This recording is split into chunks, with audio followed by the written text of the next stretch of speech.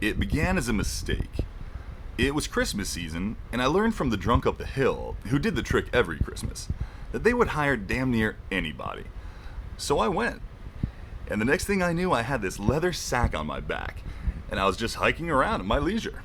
What a job, I thought. Soft. They only gave you a block or two, and if you managed to finish, the regular carrier would give you another block to carry. Or maybe you'd go back in, and the soup would give you another. But you just took your time and shoved those Christmas cards in the slots. I think it was my second day, as a Christmas temp, this big woman came out and walked around with me as I delivered letters.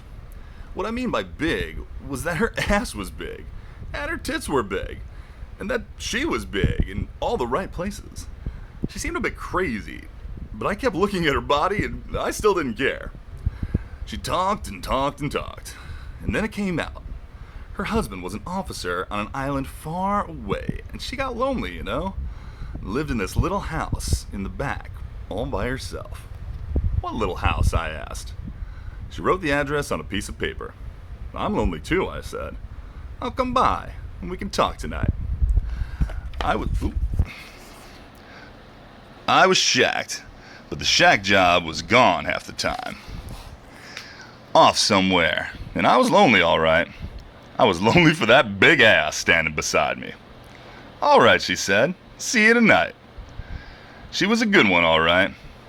She was a good lay. But like all lays, after the third or fourth night, I began to lose interest and didn't go back. But I couldn't help thinking, God, all these mailmen do is drop in their letters and get laid. This is the job for me. Oh, yes, yes, yes.